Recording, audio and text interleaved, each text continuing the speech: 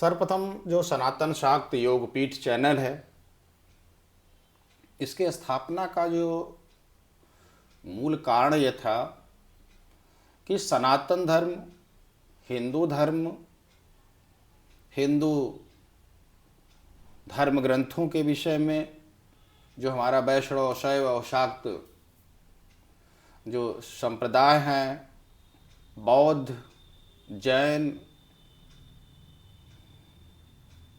सिख धर्म, जो सनातन से निकले हुए जो धर्म है, जो भारत भूमि से ही निकले हैं, सभी सनातनी हैं। पहले तो सनातन और हिंदू धर्म में लोगों को भेद होना चाहिए कि जो हिंदू धर्म है, ये संविधान की स्थापना के बाद जो मान्यता दी गई विभिन्न धर्मों को, उसमें एक हिंदू धर्म है। सिख, जैन, बौद्ध, ईसाई, पारसी, इस्लाम, ये अलग अलग धर्म हैं। लेकिन जो हमारी जो प्राचीन परंपरा है, जो सनातन की, जिसकी जड़ें भारत से निकले हुए सभी धर्मों को किसी न किसी रूप में प्रभावित की हैं और प्रभावित कर रही हैं। और सनातन के पहले विश्व में कोई और धर्म भी नहीं था, इसलिए ये आदि धर्म, सभी धर्मों की जननी भी आप कह सकते हैं, जहाँ कोई बाउंड्री, जहाँ कोई सीमाएं थी ही नहीं। भेद बाद में आए जब अलग अलग संप्रदाय और धर्म आए।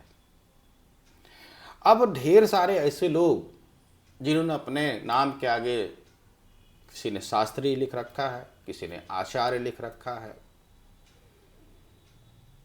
तो शास्त्री अथवा आचार्य की जो है विधिवत डिग्री होती है, जो स्नातक स्तर पे शास्त्री की डिग्री होती है, आचार्य पोस्ट ग्रेजुएट लेवल पे होती है। तो बहुत से जिज्ञासु ये जानना चाहते थे, जो लोग आचार्य लगाते हैं, जो शास्त्री लगाते हैं, क्या उनके पास डिग्री है कि नहीं, अथवा कोई कथावाचक जो है अपने नाम के आगे के आचार्य लगा सकता है कि नहीं। वास्तविक आचार्य कौन लोग हैं। तो इतने ढेर सारे प्रश्न आ रहे थे। लोगों ने कहा कि कम से कम प्रामाणिक व्यक्ति के द्वारा प्रामाणिक सनातन का ज्ञान जाए। तो जो सनातन शाक्त योगपीठ है, उसका उद्देश्य यही है कि हम जब भी कोई बात सनातन धर्म के विषय में, हिंदू धर्म के विषय में, उपनिषद के विषय में, भगवत गीता के विषय में,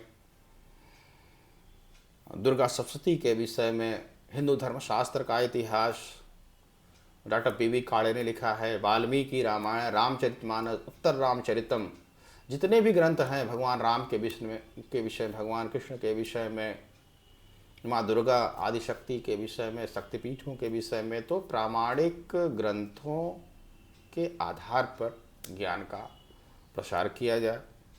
मनुस्मृति आदि जो ग्रंथ हैं, उसमें क्या लिखा गया है, क्यों मनुस्मृति पे इतना बवाल होता है, क्या है सच्चाई।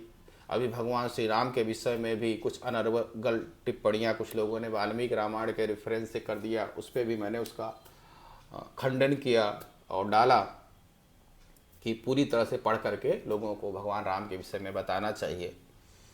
जिस जो है 115वें सर का उदाहरण लोग दे रहे हैं, एक कोचिंग संचालक ने अनर्गल टिप्पणी किया, उसका मैंने जवाब दिया 118वें सर का वाल्मीकि रामायण का अध्ययन करके।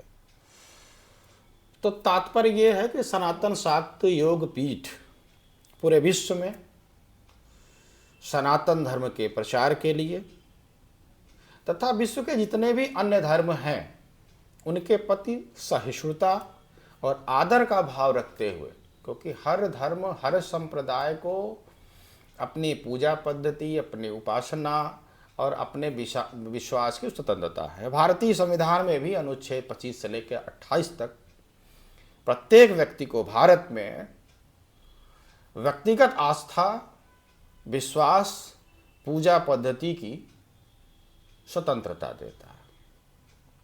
तो जो व्यक्ति जिनको संविधान का ज्ञान नहीं है, राजनीति शास्त्र का अध्ययन उन्होंने नहीं किया है, विश्व के प्रमुख संविधान का अध्ययन नहीं किया है, और संयोग से चूँकि स्नातक स्तर पर विश्व के प्रमुख संविधानों, फ्रांस का संविधान, अमेरिका का, ब्रिटेन का, भारत का, ऑस्ट्रेलिया का हम लोगों ने अध्ययन किया है, तो विभिन्न देशों में जो संवैधानिक स्थिति है उसका भी ज्ञान है।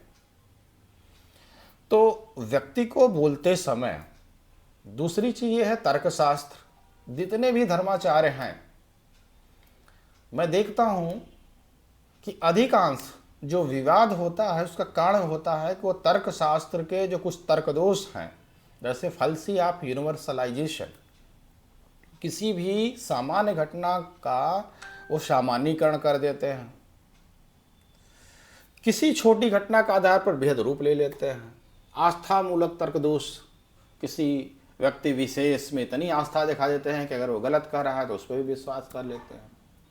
तो इसीलिए हमारे शास्त्रों में कहा गया है, हमारे ऋषियों मुनियों ने कहा है कि वेद के अर्थ को, उपनिषद के अर्थ को, गीता के अर्थ को जानने के लिए आपको तर्कशास्त्र और व्याकरण का सही जानकारी होनी चाहिए।